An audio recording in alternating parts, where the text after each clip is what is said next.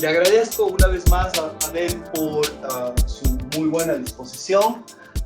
Como ustedes saben, esta conferencia es parte de un curso, el curso que estamos acá reunidos, pero también es parte de la serie Retos para América Latina, que lo conduce la Cátedra de Integración Germánico Salgado, y sería imposible de llevar a cabo sin el apoyo del área de estudios sociales y globales. Ben, de aquí en adelante, el foro es tuyo. Ok, muchas gracias. Gracias, Pablo, por la invitación y también por la generosa presentación. Hoy vengo, les hablo desde una economía de mercado coordinado, entonces de Munique, pero sí quiero así hablar un poco de la economía de mercado jerárquico. ¿Pueden ver mi tela con el PowerPoint? Sí. Ok, sigo. Y pido disculpas, los slides, diapositivos están en inglés y voy a hablar a veces un poco de portuñol, porque me falta la práctica en español. Pero si algo no hace sentido o no queda claro, por favor, levanta la mano, porque sí, pero lo que quiero hablar en general hoy es sobre mi próximo libro, que espero que salga el año que viene, sobre eso de reforma educativa. Pero este estudio, esta investigación, nace como parte de lo que estaba haciendo con el libro sobre capitalismo jerárquico.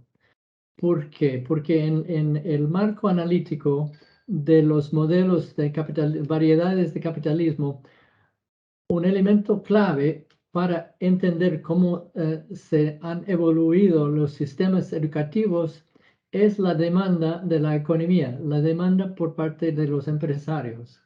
Entonces, yo quería entender bien cuál es la demanda en América Latina para educación de calidad de alto nivel.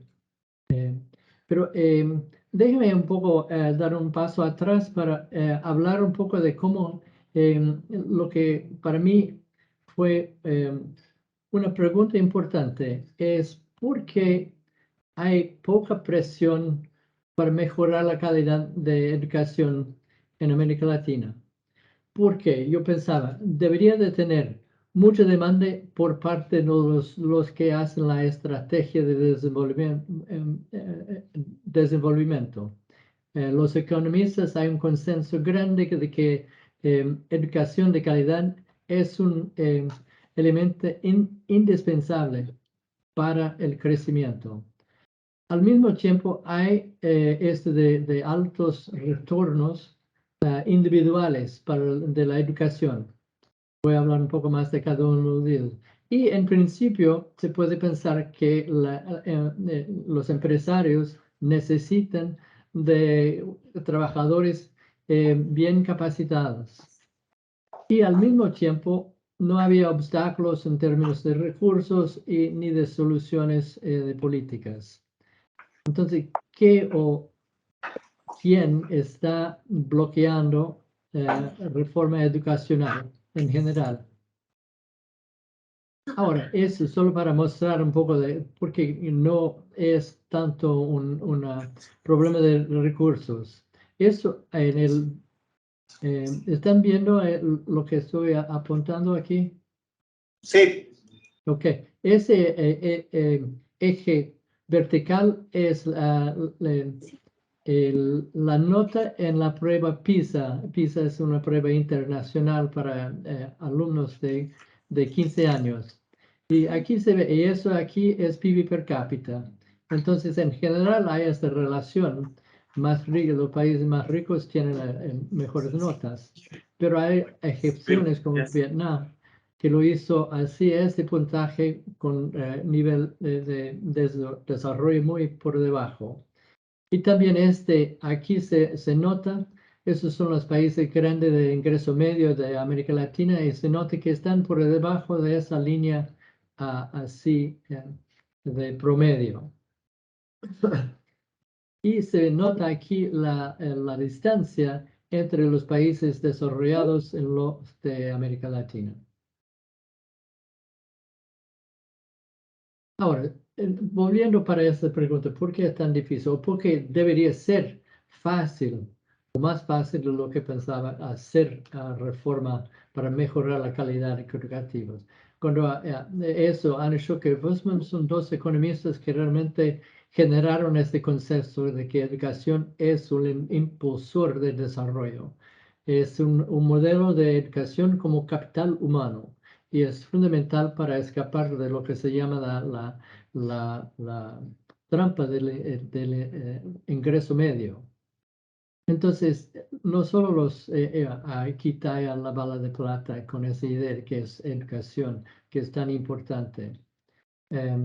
Y hay consenso también, yo diría, entre los multilaterales en Washington, el Banco Mundial, Banco Interamericano de Desarrollo, todos ellos han escrito grandes relatorios enfatizando la importancia de educación. Ahora, eso de soluciones. No debería ser tan difícil de reformar los sistemas educativos, especialmente en términos de las carreras de los docentes, que eso de la enseñanza es el insumo más importante en la escuela para el aprendizaje.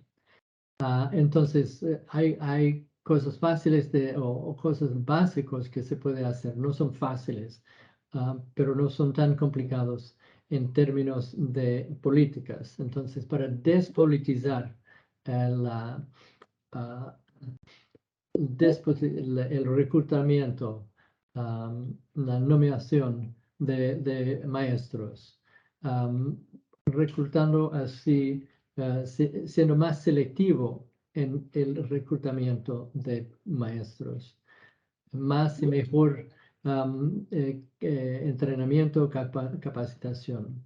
Entonces, todo eso son normalmente parte de lo que se llama de reforma de carrera docente.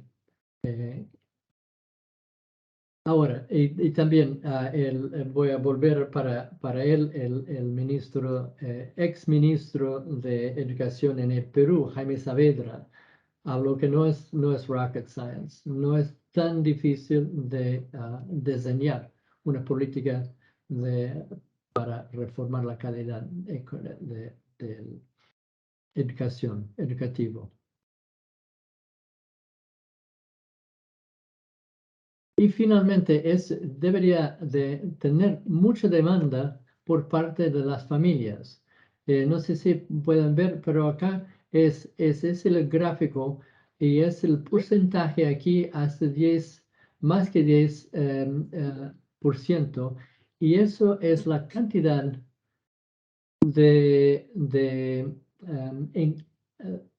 el porcentaje mayor de ingreso que una persona va a ganar por toda la vida, por cada año más de educación.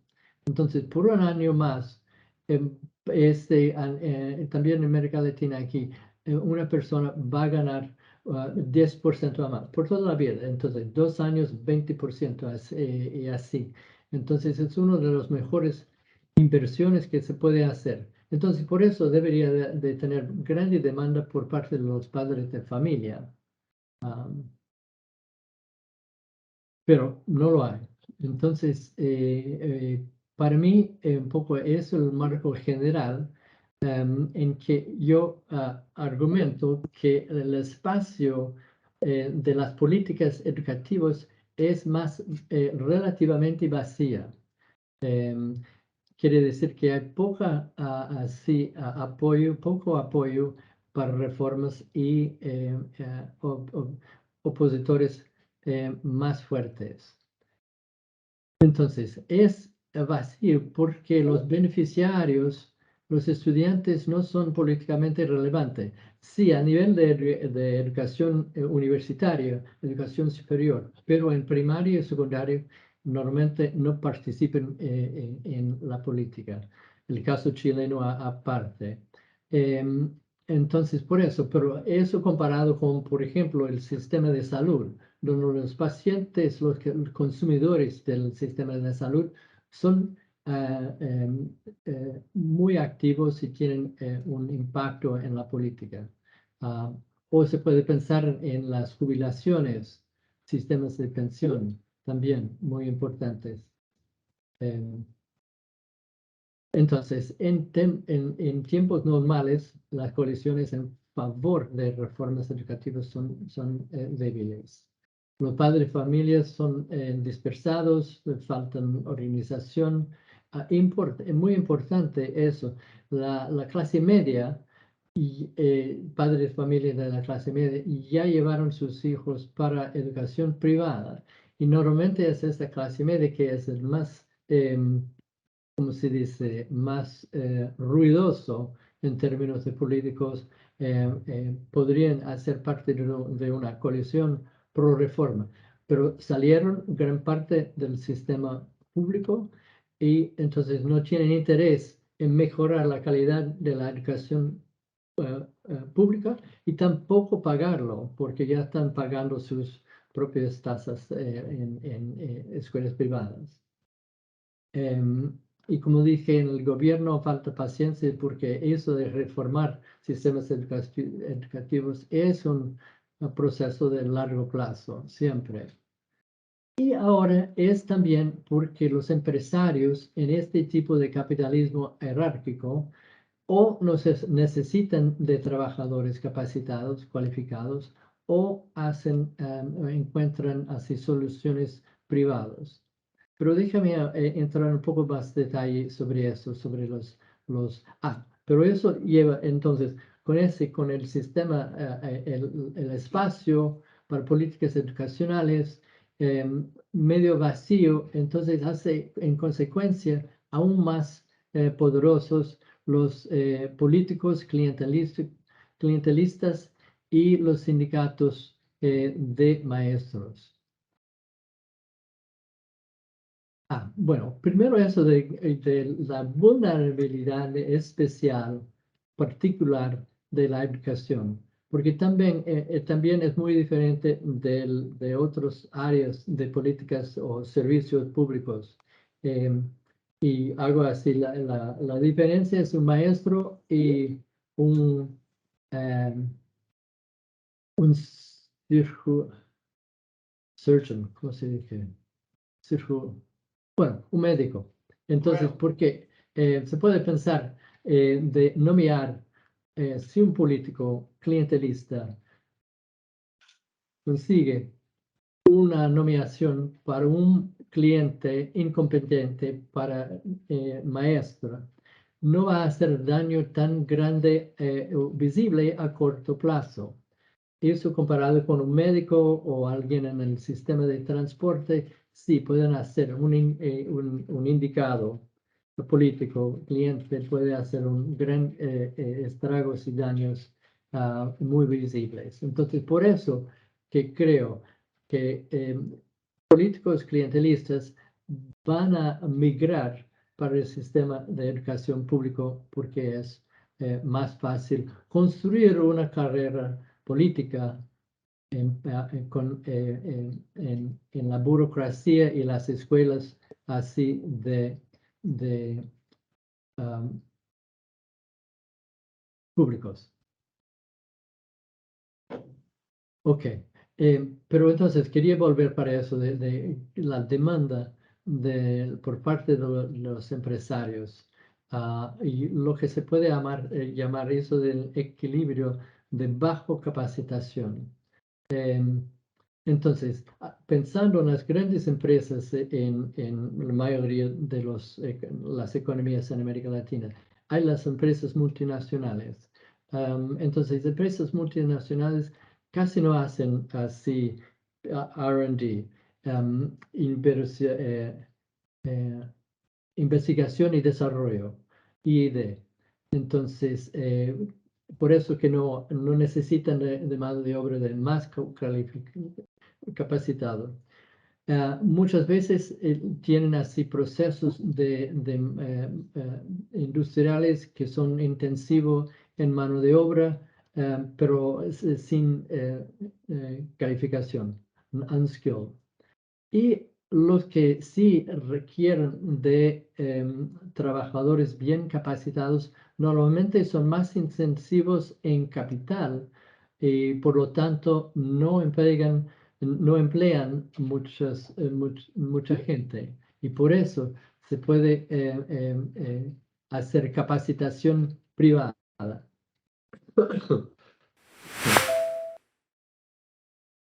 Ahora, las grandes empresas nacionales normalmente son de grupos diversificados domésticos y también muchas veces están en sectores sin gran necesidad de trabajadores calificados como en construcción o alimentos o están en commodities,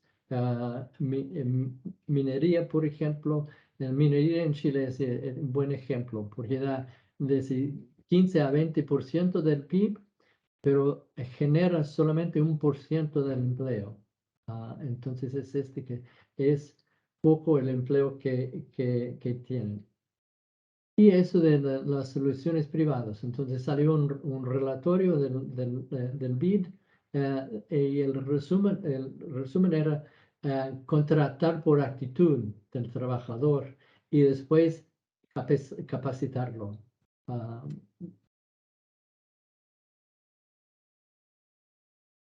y quiero alguna evidencia así concreta de eso. Esos son los grandes grupos domésticos en Brasil y los que yo podría conseguir los datos de qué porcentaje de cada grupo de trabajadores dentro de la empresa, cuál es su nivel máximo de educación, primaria, secundaria o eso de educación superior. Y entonces eso se puede notar que en servicios así de bancarios sí hay gran demanda para trabajadores con educación superior. Pero cuando se piensa en los que están más intensivo en capital, como de aso o de papel, de celulosa, entonces ahí se depende más de trabajadores con solo nivel secundario. Y por final, llegando a las grandes empresas, o son diversificados, normalmente si eso es en construcción, gran parte para otros sectores también, o de alimentos, sí, ellos dependen, la mayoría de sus trabajadores solo tienen educación primaria. Entonces, eso es un poco el perfil de demanda de los empresarios para educación, para trabajadores cualificados. Esos son también esos son las mayores, más grandes empresas en Brasil. Ahora, la primera pregunta era por qué que no había más presión para reformas, pero sí han habido una serie de reformas importantes, especialmente en los países andinos. Entonces, hay reformas importantes en Colombia, Ecuador, Perú y Chile. Voy a hablar de ellos y también de México. Pero especialmente, como dije, eso de reforma de carrera docente. Ahora, muchos fueron bloqueados o derrocados en tiempos normales, que es el caso de México, pero también de algunos estados en Brasil, otros países. Ahora, lo que argumento es que hay en los casos de éxito, de reformas que llegaron a ser implementados, o fueron de lo que llamo de desde abajo hacia arriba, que fueron los que empezaron con una movilización electoral. Y esos fueron los casos de Ecuador y Chile. Y la segunda vía, ruta, es de tecnocrática. Así que es más el caso de Colombia y Perú. Ahora, eso es otra manera de verlo. Entonces, hay en los que no tienen eso de movilización electoral, si existe así políticos clientelistas importantes y poderosos o un tipo de sindicato que llamo de máquina política, entonces cuando hay más, entonces son reformas bloqueados, especialmente en México. Cuando hay menos, entonces deja aún más vacío esa área de política educacional y en este caso pueden sobrevivir los tecnócratas, como en Perú y Colombia. Cuando sí hubo así movilización electoral, ya había un fuerte Policy Network, hizo también de sociedad civil, además fue un caso más desde eso de abajo hacia arriba, y cuando hay menos de eso, entonces fue electoral, pero después más tecnocrático, que fue el caso de Ecuador. Ahora, es de México. Entonces hicieron, es el gobierno de Enrique Peña Nieto, el último antes de AMLO, 2013 hasta 2018. Reformaron todo de la carrera desde una prueba para entrar. En vez de una indicación por un político o un líder sindical, evaluaciones regulares y también eso de pago por desempeño, que hicieron toda esa reforma y lo enmendaron la Constitución para dejar todo así bien institucionalizado. Crearon un instituto de evaluación muy independiente, pero López Obrador, AMLO, en 19 derrocó todas esas reformas y también el INE. Y consiguió también cambiar la constitución. Entonces, ni constituciones pueden proteger reformas que faltan de más apoyo político. Entonces no había gran parte de apoyo. No fue un tema de campaña en 2013, entonces no había un mandato de los electores. La sociedad civil, había pocas organizaciones de mexicanos primero, era lo más importante, pero no hablaron con los sindicatos, era un poco más, y tenía así el respaldo de todas las grandes empresas, esos grupos económicos en México. Pero era una así, no fue parte de una sociedad civil más desarrollados ni más poderosos. Y con eso, entonces, eso de cuando hay alternancia, alternación, cambio de gobierno, entonces siempre pueden volver los clientelistas o sindicatos. Uso esta analogía de zombie. Entonces, se requiere algún contrapeso o electoral, tecnocrático, alguna coalición de sociedad civil, que faltó todos esos elementos en el caso mexicano. ¿Cómo está el volumen? ¿Está bien? ¿Pueden escuchar? Perfecto, te escuchamos perfectamente bien. Ok. Sí. Sigo entonces. El caso muy distinto es lo de Chile, la ruta electoral. Vino primero un choque, que eran las grandes manifestaciones y protestas de los estudiantes, especialmente en 2011, pero antes y después. Entonces, eso llevó en la campaña de Bachelet en 2013 para una promesa de gobierno con tres grandes temas: educación, reforma educacional, reforma fiscal o de impuestos, y que era parte de la reforma, en realidad, de la reforma de la educación, porque iban a incrementar los impuestos en 3% de PIB para pagar las reformas en educación. Y la tercera era esa reforma constitucional que no llegaron a hacer. Pero los dos primeros muy ligados vinculados a la cuestión de educación. Y ella fue electa con un mandato muy fuerte, con más que 60% de los votos. Su alianza, su coalición de partidos ganó en las dos casas del Congreso, y entonces tenía mucho ímpetu para reformar el sistema educativo. Más importante en eso de calidad era la reforma de la carrera docente en 2016, con eso de más pruebas para entrar, más mejores reclutas del sistema educativo, promociones por evaluación, salarios más altos y más.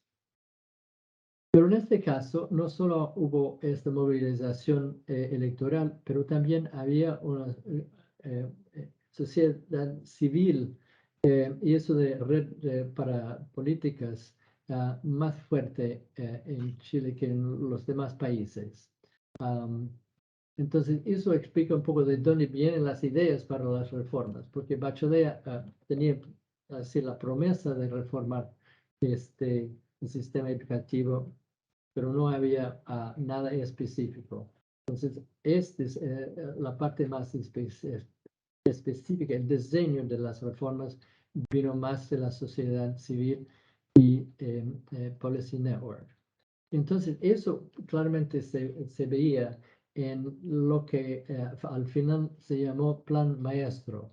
Y este fue una iniciativa de 20, eso solamente de la sociedad civil, 20 de las asociaciones o organizaciones más importantes se juntaron para hacer consulta popular a lo largo del país. Entonces fueron asociaciones dentro de los 20, asociaciones, think tanks, fundaciones, había el colegio de profesores, como es llamado el sindicato de maestros, representantes de la iglesia, representantes de escuelas privadas, había asociaciones de la derecha y también de la izquierda, y se juntaron durante 4 meses para debatir eso de qué hacer con la reforma y llegaron a publicar un librito aquí de 100 propuestas para la cosa, eso solamente para reformar la carrera docente.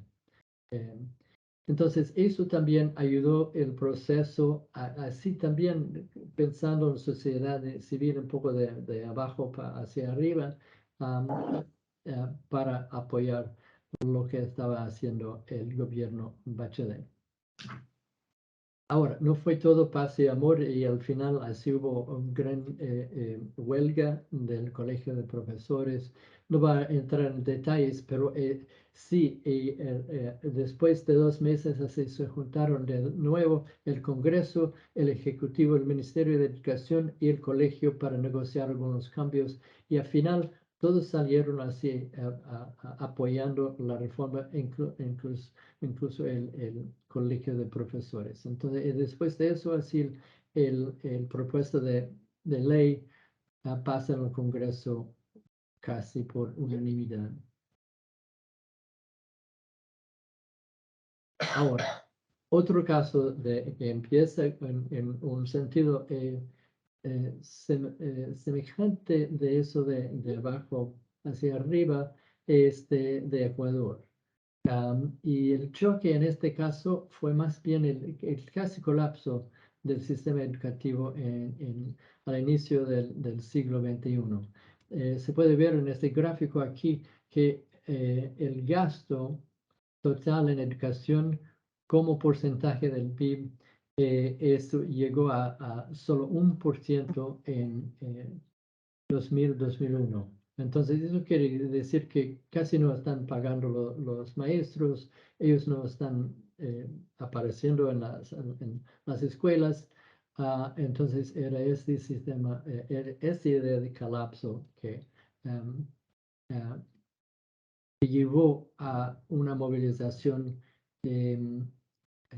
electoral. Ahí eso es solamente para mostrar que Ecuador estaba muy por debajo del promedio de América Latina, pero avanzó más que casi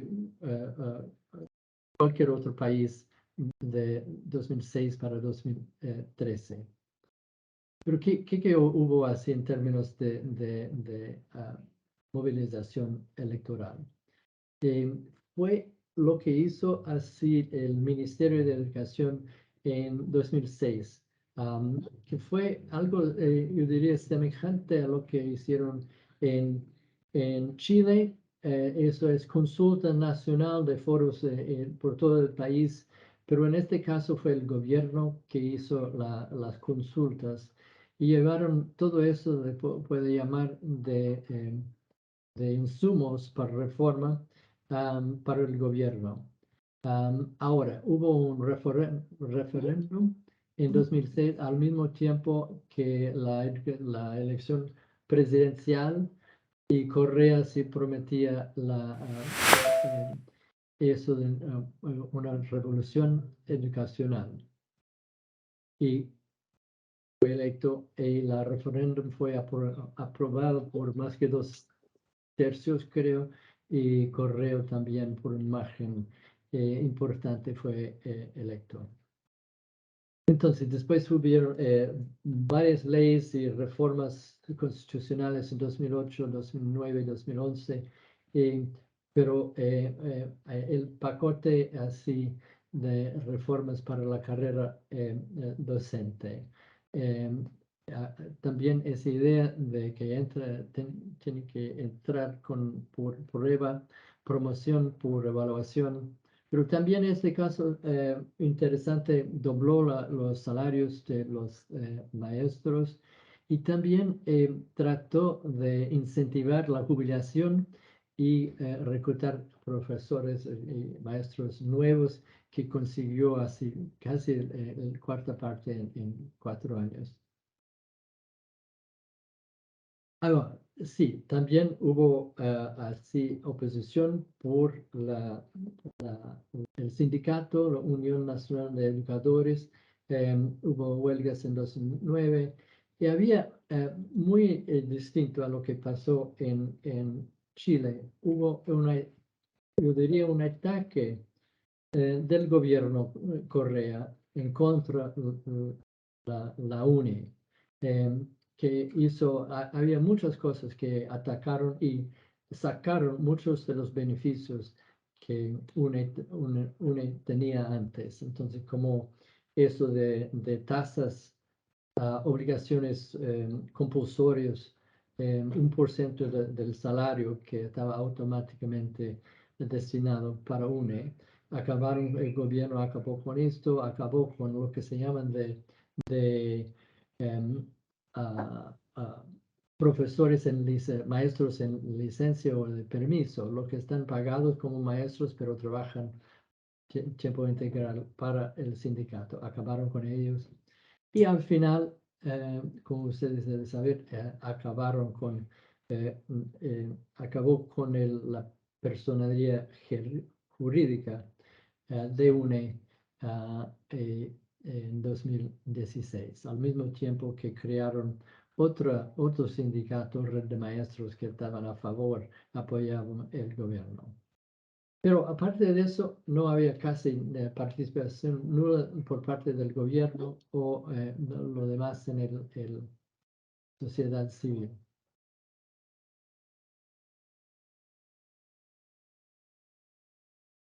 Pero eso puedo volver. Pero después de este apoyo electoral al inicio, no había otra participación de la sociedad civil. Entonces, al final se quedó con más un proceso tecnocrático. Pero eso es el caso más clásico de reforma tecnócrata en Perú.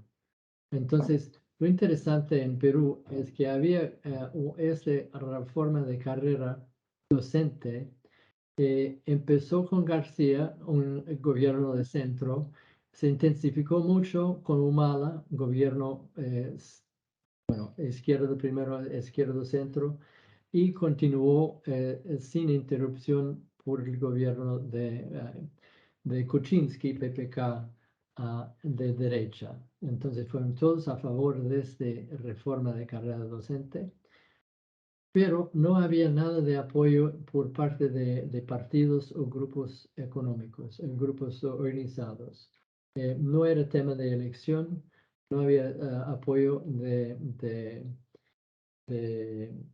empresarios ni padres de familia, como dijo un dirigente empresarial de una asociación muy importante.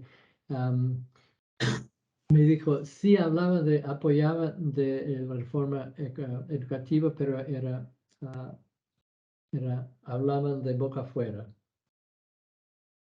Pero entonces, ¿cómo es que sobrevivieron en esto sin apoyo ni de la electoral, ni de partidos políticos, ni de la sociedad civil? Entonces, lo más importante es que no había presión por parte de los partidos de políticos clientelistas. Entonces, dejó espacio para nominaciones en cada gobierno de tecnócratas, que era el caso de que mencioné de Jaime Saavedra. También no voy a entrar en detalles. El caso interesante en Colombia es que lo hicieron de manera muy gradual, diciendo que la reforma docente se iba a implementar solo para profesores nuevos. Entonces no hicieron nada para los maestros que ya estaban trabajando, pero lo hicieron para los nuevos. Y también hubo gran continuidad de ministros tecnócratas. No expliqué este aquí. Es el porcentaje de meses de ministros políticos o técnicos. Aquí tecnócrata es solo alguien que no tiene así una carrera política previa a ser nominado para ministro. Entonces, se puede ver, Perú tenía el porcentaje más alto de tecnócratas, Colombia también. Y Ecuador viene después. Interesante, en Chile son mucho más ministros políticos.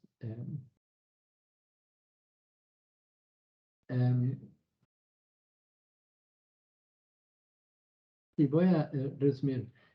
Pero también, al igual que en Perú, pero en menor grado, no había partidos fuertes y con ellos así políticos clientelistas que podrían tratar de conseguir recursos del sistema educativo, especialmente ese poder de nomear directores de escuela o maestros. Entonces, lo interesante es había falta de demanda porque faltaron partidos con base en este clientelismo. Perú tiene casi el sistema más débil de partidos de América Latina y Colombia está en el 12º lugar. Entonces, por eso que los dos países, los dos sistemas políticos dejaron espacio para tecnócratas. Ahora, interesante, sí hubo también, son los dos casos donde hubo negociación entre gobierno y sindicato. Fue Chile y con FECODE, el sindicato en Colombia. Fuera de estos dos casos, es muy raro que tengan esta negociación. Ahora, solo no voy a entrar en todos los detalles aquí, pero solo para resumir, esos son los casos, sí, donde fueron más importantes esto de elecciones, diferencia aquí de apoyo de sociedad civil y Policy Network, pero muy poco así participación de empresarios. Esos son los casos más tecnócratas, más fuertes aquí, poco apoyo de los sociedad civil, nada de mandato electoral. Y México, el caso más importante de reformas bloqueadas, donde hubo así gran oposición del sindicato y poco apoyo por parte tampoco de la tecnocracia y también de tecnocracia y también de empresarios. Ok, déjeme resumir un poco estos argumentos. Entonces, primera pregunta, ¿por qué tan poco iniciativa de reformas? Eso en tiempos normales, los beneficiarios, las familias y los empresarios normalmente no están envolvidos y por tanto los sindicatos de profesores y políticos clientelistas pueden oponerse a las reformas. Y tiene un perspectiva en más largo plazo. Lo tengo en otra parte así. El promedio de estabilidad en el cargo para un ministro de Educación es de 2 años. El promedio para un líder sindical es de 7 años. Entonces, los del sindicato normalmente tienen toda la carrera dentro del sindicato. El ministro muchas veces no. Entonces, por eso que sindicatos y los políticos clientelistas sí tienen una perspectiva de largo plazo. Y por eso es un argumento que tengo con gente del Banco Mundial y de BID. Ellos dicen, lo que necesitamos son campeones. No sé cómo se puede traducir campeón, pero es la idea de alguien que tenía la voluntad política de imponer las reformas y enfrentar directamente los costos políticos. Pero eso sí puede funcionar muy bien, como en México, durante un mandato, pero después acaban con las reformas. Entonces necesita algo más que una persona, un héroe para hacer la reforma educacional. Necesitan alguien más o otras fuerzas que apoyen al proceso. Entonces, pero segunda pregunta es ¿por qué que algunas reformas sí tuvieron éxito? Y mi argumento es que hay dos rutas, una que es short, que es con movilización electoral, y la otra donde los partidos en clientelismo son débiles tecnócratas. Ahora, lo interesante en todos esos argumentos, pensando en términos más generales en ciencia política, normalmente las explicaciones incluso de variedades de capitalismo hablan más de colisiones de grupos sociales o instituciones como factores más importantes en determinar cómo funcionan los sistemas educativos. Pero esos no fueron factores importantes en estos casos en América Latina. Y es un poco por eso porque los empresarios realmente se ausentaron del debate sobre reforma educacional. Bueno, muchas gracias y creo que tenemos más tiempo para preguntas y comentarios, si es que tienen. Ok, gracias, Ben. Queda abierto el debate. Déjame ver si es que tenemos en el chat preguntas. Les recuerdo a las personas que están siguiendo este evento por internet que para dirigirse sus preguntas a Ben Schneider, por favor pónganlas dentro del chat. ¿Tienen ustedes alguna pregunta? Enrique me dijiste, ¿no? Sí. Ben, Buenos días. Tal vez si hablas un poco más alto. Sí, bien, buenos días.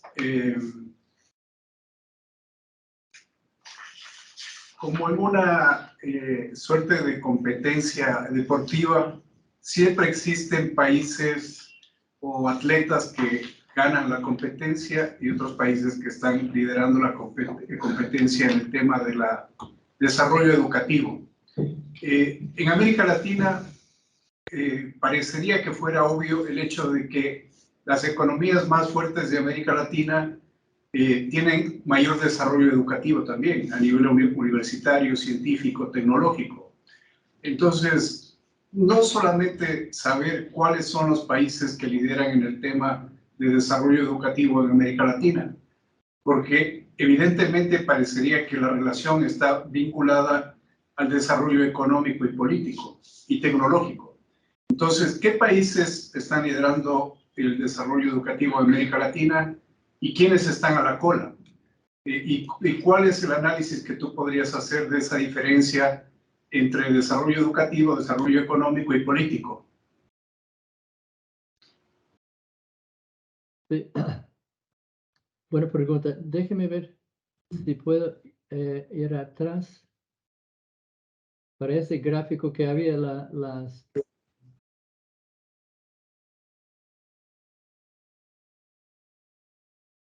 Sí, aquí, ¿está viendo ese, el cuadro aquí? Eso sí tiene la nota para cada país. Ese no es PISA, es otro que hace UNESCO y con niños más chicos, así el sexto grado, creo. Pero se puede ver aquí que es un poco difícil con los números, pero Ecuador, Guatemala, los países de América Central, República Dominicana por muy debajo por el promedio de América Latina, y los que salieron mejor, Argentina, Chile, Uruguay, Costa Rica, y los otros en el medio. Pero como dijiste, hay esa correlación muy importante, eso puede volver también para PISA desde el inicio, que había esta correlación importante entre PIB per cápita, nivel de desarrollo, que viene también, como te dijiste, con el desarrollo tecnológico y yo diría con inversión y desarrollo.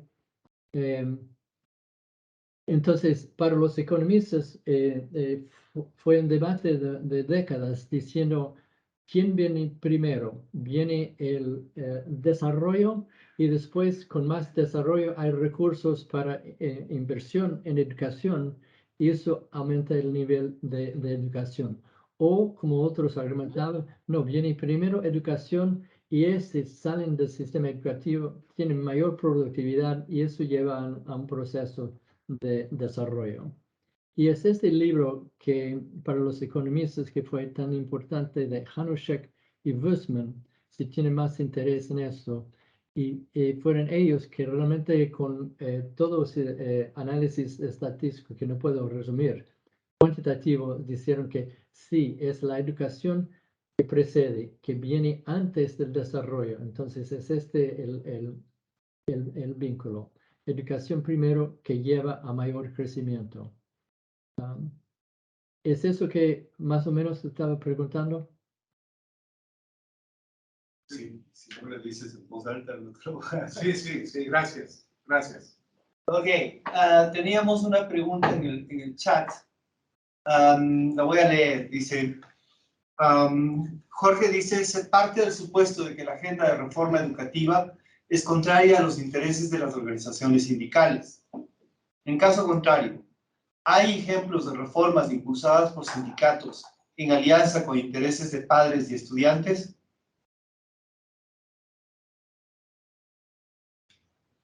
Muy buena pregunta.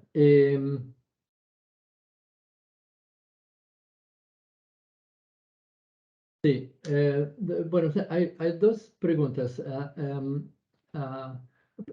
Primero, ¿es una reforma para mejorar la calidad de educación siempre en contra de los intereses de las organizaciones sindicales. Y en eso yo diría que no. En el libro, en otro artículo, voy a entrar a grandes diferencias en los tipos de sindicatos de maestros. Déjame ver si puedo. No había tiempo para incluir esto así.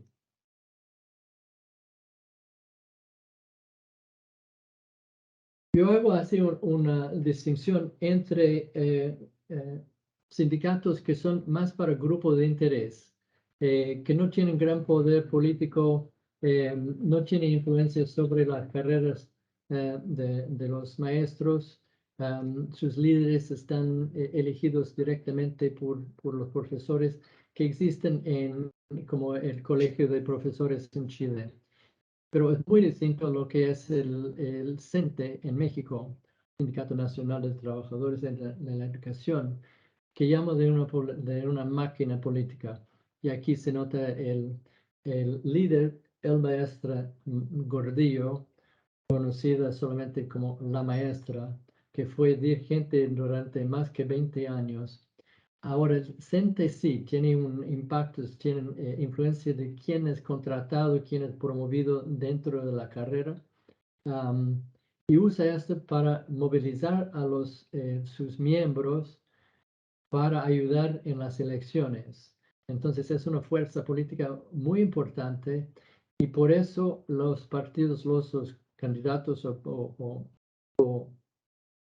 partidos entran en alianzas con el sindicato y el sindicato en troca demanda así puestos importantes en el Ministerio de Educación.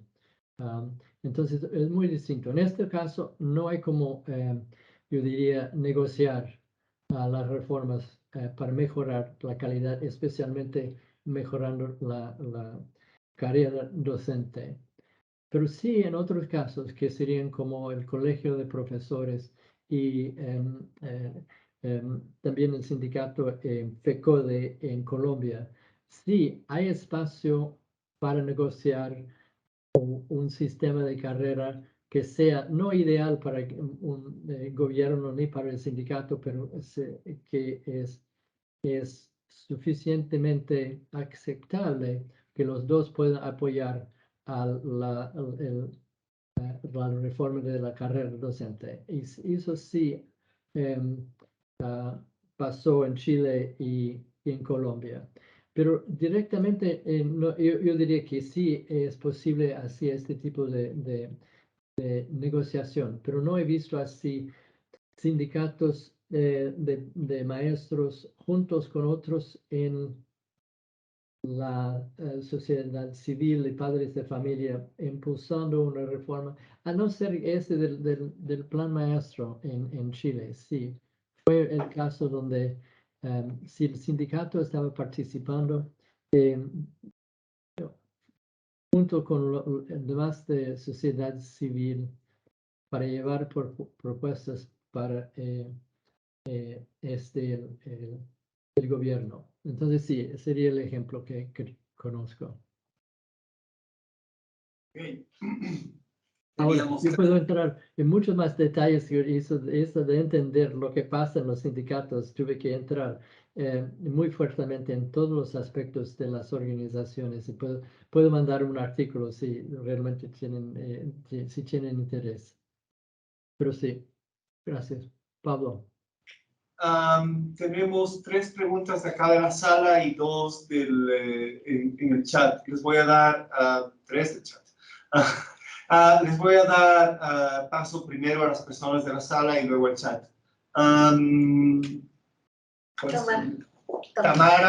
Tamara, Álvaro, Jorge, y luego haríamos la de las personas. Tamara, por favor. Gracias, Ben, por acompañarnos y darnos esta explicación tan grandiosa sobre el tema de las reformas educativas. Yo tengo dos preguntas medio vinculadas. La una tiene que ver con si las categorías analíticas que nos estás presentando para entender todos estos procesos nos servirían en el presente o para analizar la situación actual, hablando ya del 2022. Y la segunda es hacia dónde deberían apuntar los procesos de reformas educativas en este momento.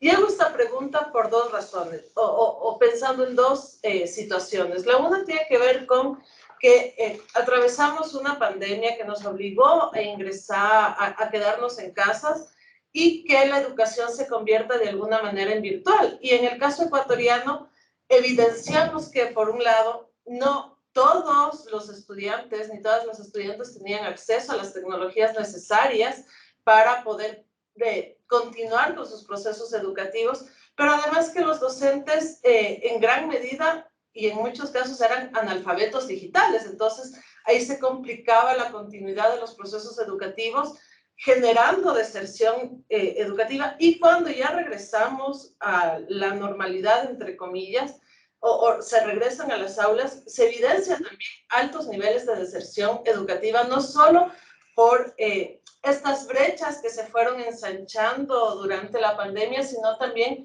por la crisis económica que atravesamos. Y por otro lado, la pregunta también va pensada en lo que vivimos actualmente en el Ecuador. Entonces tenemos una demanda de una serie de reformas educativas y la más relevante para los docentes tiene que ver con la equiparación salarial, que ha tenido que ser luchada en cortes, en la Corte Constitucional del Ecuador y ser sentenciada ahí. Sin embargo, no se llega a acuerdos, se generan reglamentos para la ejecución de la ley que van en contra de la ley y hay como que unas tensiones entre los gremios docentes principalmente y el gobierno que está manejando ahora. Y de alguna manera el gobierno actual en campaña, que también fue en épocas de pandemia, planteaba hacer estas reformas y prometió estas reformas, pero ahora vemos que no ha pasado. Por ahí van mis inquietudes, no sé si quedó claro. Tal vez recogemos otras dos preguntas y luego te damos la palabra. Ben, ¿estás de acuerdo? Sí. Ok, dale. Muchas gracias, profesor Ben Schneider. Muy contento y muchas gracias al profesor Pablo por haber hecho esta gestión de traernos en esta sesión inaugural al profesor. Muchas gracias. Antes de hacer la pregunta en interrogación, quiero hacer como un breve contexto de 2 líneas. En Colombia, desde el año de 1992, está la Ley 30 General de Educación Superior y en la misma ley se regula la financiación del sistema de educación. En Colombia sucede algo particular y es que la financiación está sujeta a los parámetros direccionados por el Fondo Monetario Internacional, o sea, por la deuda externa. El Fondo Monetario impide que se invierta en educación por encima de 4 puntos del Producto Interno Bruto. O sea, la misma deuda externa condiciona la inversión en educación y la restringe hasta 4 puntos porcentuales. Eso por un lado.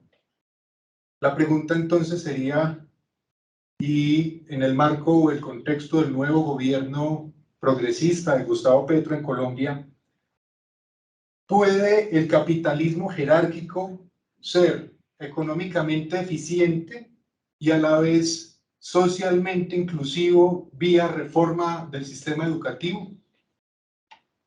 Gracias. Ok, y... Listo. Por favor. Profesor Ben, buenos días. Gracias por la intervención. Ya he leído sus textos. Realmente está súper interesante tener directamente aquí su conferencia. Quería hacer un comentario y ahí saber también tu opinión. Tú indicas claramente el argumento central del texto es que una de las formas de romper el capitalismo jerárquico es en base a política e inversión educativa. eso generaría mejores habilidades, mejores trabajos y por lo tanto prosperidad social.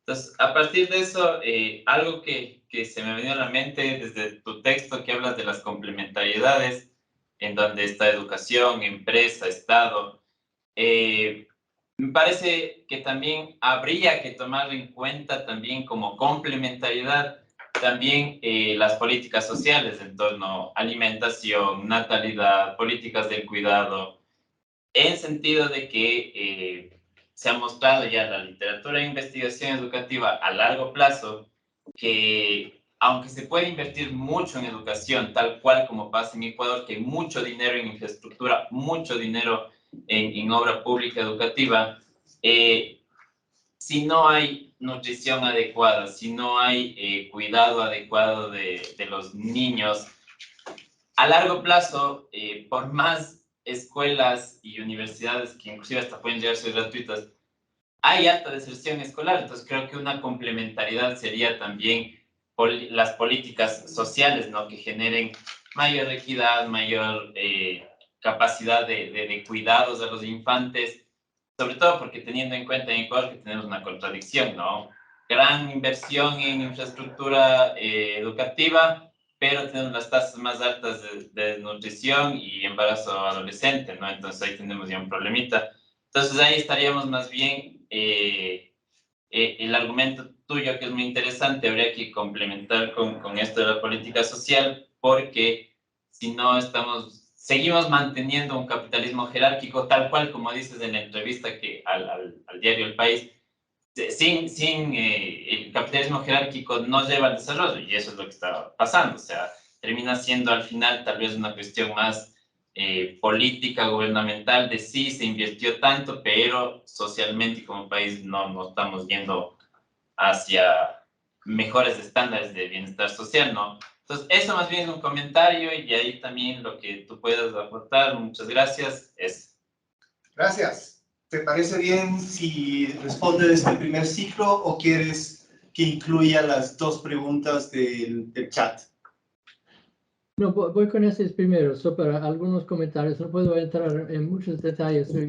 Creo que todos son preguntas muy importantes y a la vez así un poco difícil para contestar fácilmente.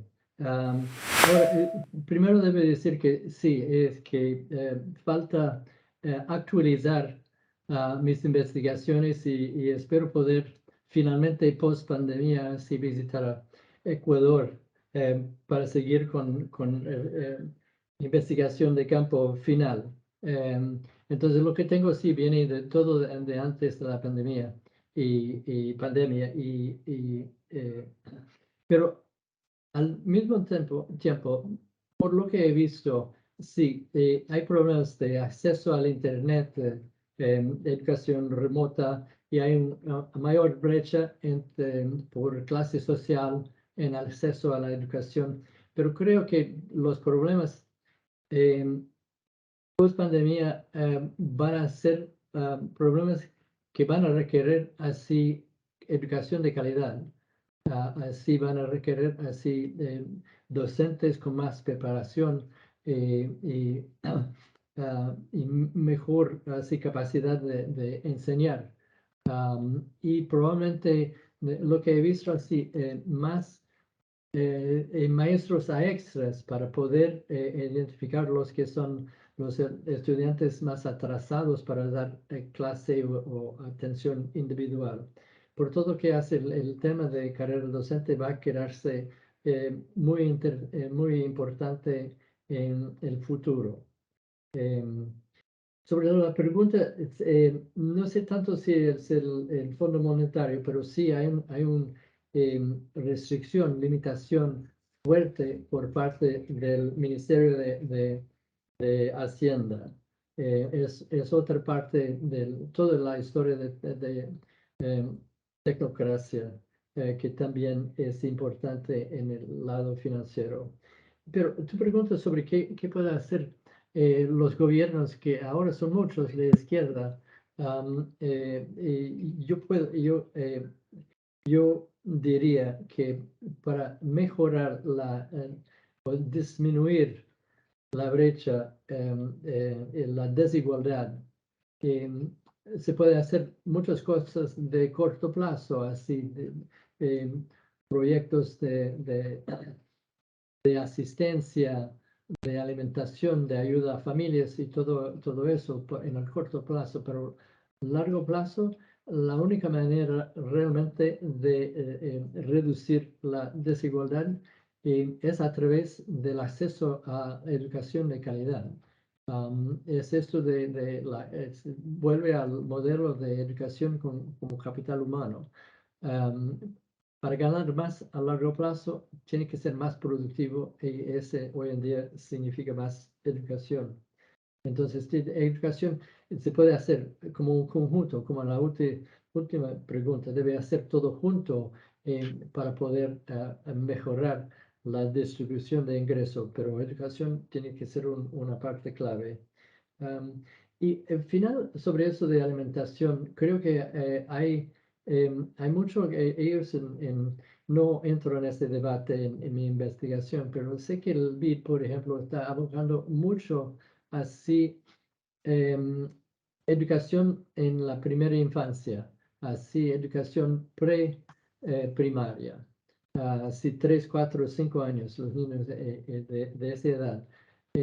Que sí van a la escuela o van a un programa de escuela, van a un programa de jardín infantil, lo que sea, pero en este sí tienen acceso a algún grado de educación o estímulo mental, al mismo tiempo que tiene acceso a alimentación suficiente.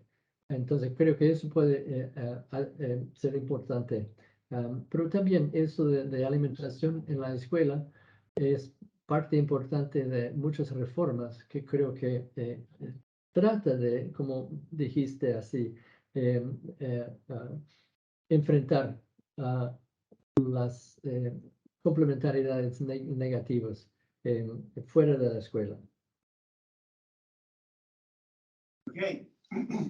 Te leo dos preguntas que tenemos en el chat y tendríamos dos preguntas adicionales en la sala y creo que con eso podemos terminar.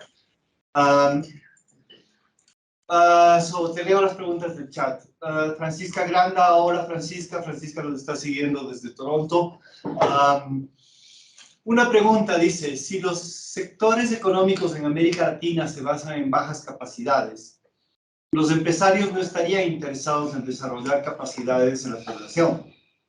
Primera cosa. Segunda cosa, si la sociedad civil se moviliza para generar capacidades y se logra mejorar la calidad de educación, entonces no tendrán empleo en las economías latinoamericanas, a no ser que emprendan o emigren. Entiendo que hay diversas vías para corregir estos problemas, pero ¿qué alternativas ves que se podría llevar a cabo?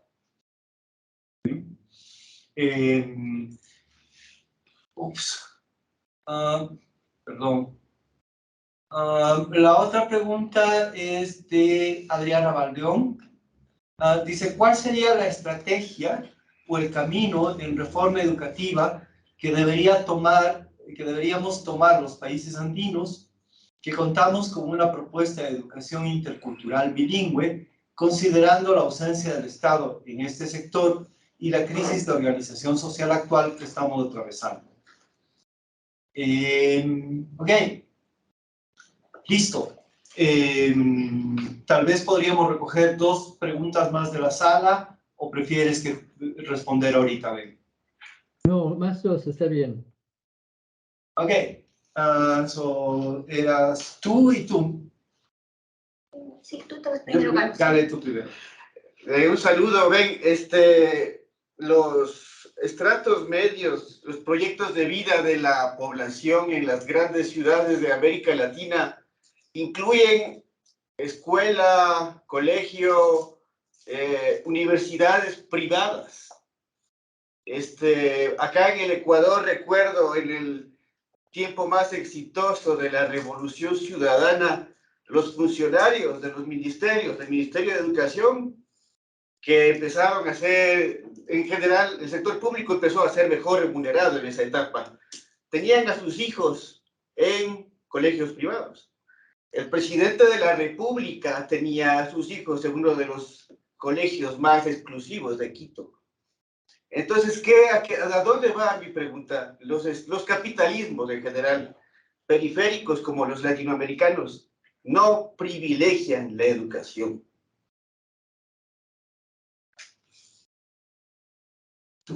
Gracias, buen día con todos, todas. Ben, gracias por acompañarnos. Yo tengo como esta inquietud, tal vez usted ha tomado en cuenta todo este movimiento del conservadurismo religioso que tiene una fuerte presencia en la región y que en los últimos años ha aumentado e incluso, bueno, o sea, su movilización y su agencia también acá en el Ecuador. En el 2017 hubo una propuesta para la reforma educativa para incluir la perspectiva de género en el sistema educativo. Y estos movimientos, bueno, se movilizaron y por toda la presión que ejercieron, no se dio paso. Lo mismo nos pasó recientemente con el Código Orgánico de Salud, que también estos movimientos generaron presencia ahí. Y cómo esto afecta directo al tema educativo. Y en la línea de mi compañero Jorge también, de cómo las reformas educativas deberíamos mirarlos más allá, no únicamente desde el sector de educación, sino en todo este conjunto de las políticas sociales y visto también el sistema educativo como este dispositivo de control, ¿no? Que de cierta manera sí reproduce la hetero y la cis norma. ¿Por qué hago énfasis en esto? Porque tenemos en el Ecuador el porcentaje, por ejemplo, de deserción de las personas con identidades sexuales diversas desertan del sistema educativo. Esto hace que luego no puedan acceder a trabajos mejores remunerados, ¿no es cierto? Y luego también, por ejemplo, tenemos la crisis en la seguridad social, que ahora mismo en la región gran parte de la población está por fuera de la seguridad social. Entonces, cómo el tema educativo realmente influye un montón en la vida de las personas. Lo que Jorge bien señalaba, ¿no? Como Ecuador también, por ejemplo, somos el segundo país en la región con la tasa más alta de embarazo de adolescentes y de desnutrición infantil. Y cómo la desnutrición afecta de forma directa en el desarrollo cognitivo. Entonces, ¿cómo luego queremos tener capacidades mejores instaladas o habilidades en los y las ciudadanos? Ok.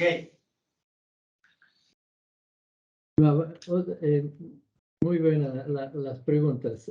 Voy a tocar en algunos de los temas, no puedo responder a todo, pero Francisca, creo que ya apuntaste así el punto más importante en pensar de cómo reformar todo el modelo de capitalismo jerárquico. Es exactamente eso. Si los empresarios existentes no necesitan trabajadores cualificados, entonces si este sistema educativo empieza a generar más gente con más cualificación, no van a encontrar trabajo. Entonces hay dos maneras de verlo. Creo que debe ser gran parte de la discusión sobre reforma educativa, que normalmente no lo es. Puede pensar al mismo tiempo en otra política del gobierno, como en política industrial, para apoyar empresarios que quieren desarrollar actividades más intensivas en tecnología, que van a requerir estos trabajadores más capacitados. Entonces, es una manera. La otra es más una esperanza de mercado, que una vez que hay un gran pool, un gran grupo de trabajadores cualificados, que algún empresario va a decir, bueno, ahora puedo desarrollar mi proyecto de empresa. Pero eso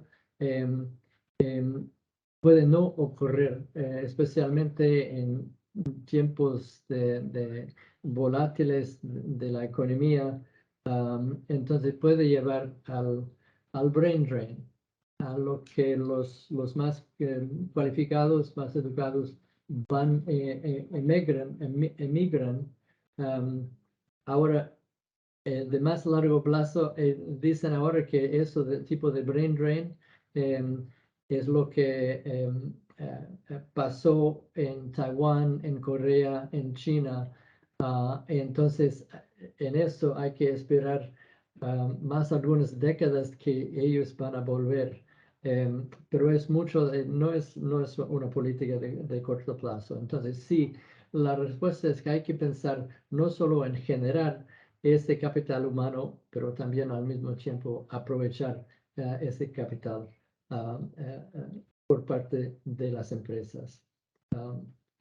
Y creo que merece así más énfasis lo de la educación privada en América Latina, porque fuera India, creo que ya en India ya llegó a 50% de los estudiantes están en escuelas privadas, pero después de eso la más alta porcentajes se encuentran en América Latina. Y eso sí tiene un impacto muy importante en la economía política de la educación. Como dije, que los padres de familias pueden tener interés, gran interés, pueden hasta movilizarse para influenciar políticas del gobierno como para apoyar con subsidios al sector de educación privada. Entonces, tiene este impacto. Lo interesante es que normalmente cuando se saca la diferencia que se debe a factores socioeconómicos, las escuelas privadas no son mejores, no aumentan el aprendizaje de los estudiantes. Entonces, es como que lo que están buscando las familias de clase media y alta no es educación de calidad, sino más así, ¿cómo se dice? Un grupo de estudiantes más homogéneos, más iguales en términos de clase que la escuela pública. No sé si me explico, pero hay estudios que muestran que un estudiante en una escuela privada tiene muy pocas oportunidades de interactuar, de conocer a una persona de una clase diferente. Entonces, ¿por qué están tan concentrados en las escuelas privadas? Que obviamente va a generar problemas de entender entre clases y grupos y colecciones a largo plazo. Y finalmente, sí, eso de lo que llaman de ideología de género, creo que es otro obstáculo más reciente a políticas de mejorar la calidad de la educación. Porque desvía un poco todo el debate sobre qué es calidad educativo para eso de debate sobre ideología de género. Y sí, tiene este problema mayor. Es una de las pocas áreas de educación que sí genera mayor interés por parte de grupos no tan grandes, pero de algún grupo con preferencias más intensas sobre políticas educacionales que van a decir sí, lo que a mí me importa es lo que se enseña sobre género en la escuela y nada más. Pero eso sí tiene impacto político, como dije, va a desviar el debate sobre educación de calidad. Pero muchas gracias por las preguntas, son muy buenas y hasta que espero así poder responder mejor en el libro cuando sale finalmente. Ok, Ben, no queremos abusar de tu tiempo. Te agradezco desde ya por tu contribución a los debates que vamos a seguir teniendo en este curso. Y te agradezco por también haber alimentado el debate en la serie de retos para América Latina. Sí, efectivamente, lograr la igualdad social, romper con un tipo de desarrollo que no nos conduce a ningún lado. Son retos enormes, no es la primera vez que tenemos estos retos. Es necesario seguir profundizando, seguir estudiándolos, y ustedes, que son la nueva generación de estudiosos, probablemente nos van a dar mejores luces que las que hemos logrado alcanzar nosotros.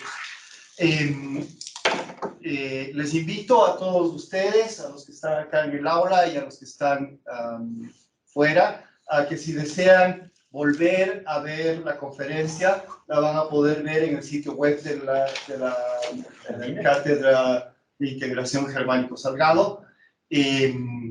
También están ahí las otras 9 conferencias anteriores que tratan sobre otros retos que hemos tenido, que hemos discutido dentro de la serie Retos para América Latina. Gracias una vez más, Ben, y espero que te tengamos pronto de regreso acá en el Ecuador. La Universidad Andina es siempre tu casa. Bienvenido, y espero que nos veamos pronto. Gracias mil, cuídate y disfruta del buen tiempo, espero. Sí, muchas gracias. Sí, nos vemos en Quito.